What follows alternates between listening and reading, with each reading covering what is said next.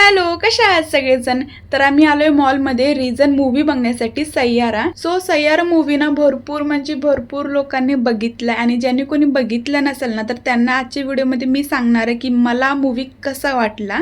Ticket तर आम्ही already ॲपवरून बुक केलं होतं. तर मला टेन्शन ह्या गोष्टीचं होतं की माझं पिल्लू शांत बसेल का नाही, मूवी बघून देईल का नाही. तर बुगू झाल्यापासून ना मी बुगू सोबत फर्स्ट टाइम मूवी बघायला आले, कारण फर्स्ट एक्सपिरियन्स माझ्या पिल्लू सोबत होता, ते पण खूप छान होता.